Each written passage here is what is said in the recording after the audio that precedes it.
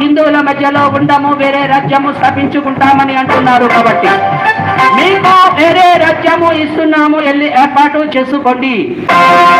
అస్సలాము అలైకుం रहमतुल्लाहि व बरकातुहू. हम जता हूं मैं पाकिस्तान, అల్హమ్దులిల్లాహ్.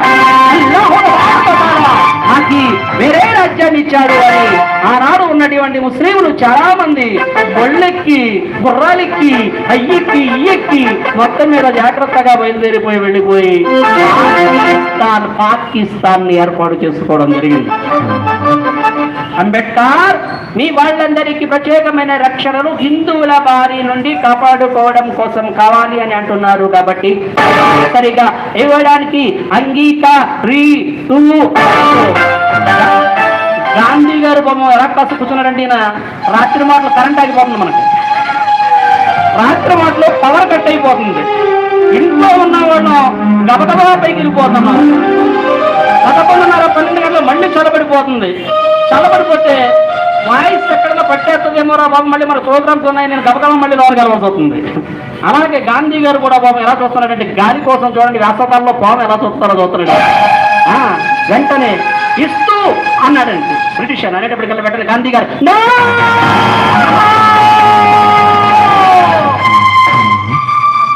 నేను అంగీకరించదు అన్నాడు. ఎవరు ఈ మాట మాట్లాడేది? గాంధీ గారు.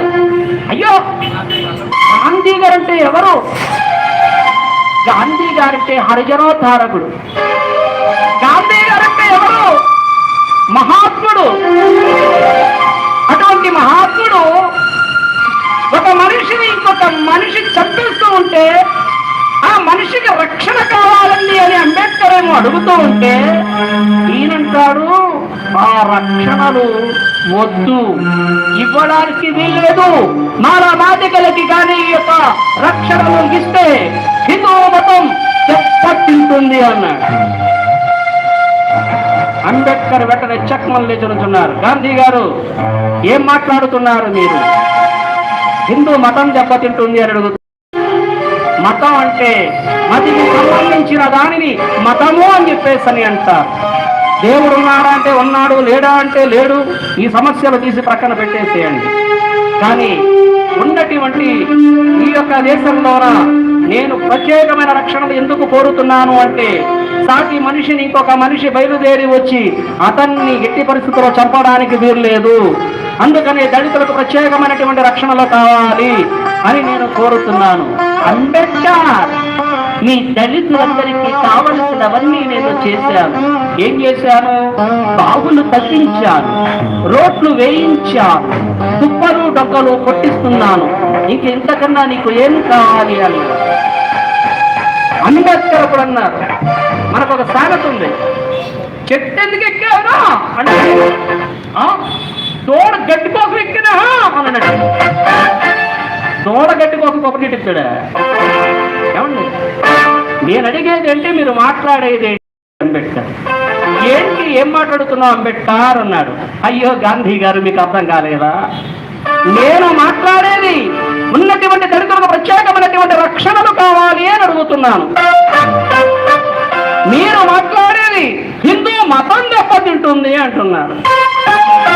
మతం అంటే మీరు చెప్పినటువంటి సిస్టమ్ ప్రకారంగా ముఖాల్లోంచి పుట్టడం, భుజాల్లోంచి పుట్టడం, తొడల్లోంచి పుట్టడం, ఇది ఇలా ఉండిపోవాలన్నమాట ఈ యొక్క గ్యాలరీ సిస్టమ్.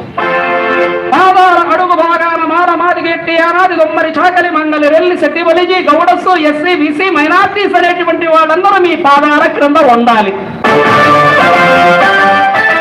ఇది మీ మతం, ఇది మీ మతం.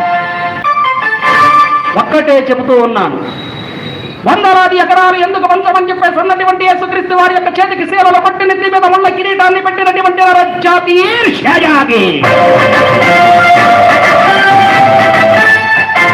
ఓ ధనికులారా, మీ ఇష్టం వచ్చినట్టు మొత్తాలు పెంచుతూ సిరి సంపదల్ని పెంచుకుంటూ మీ ఇష్టం వచ్చినట్టు మీరు మీ యొక్క ఆస్తి పోస్తుల్ని పెంచుకుంటూ మీరు పెత్తందారులుగా ఉంటున్నారు. కానీ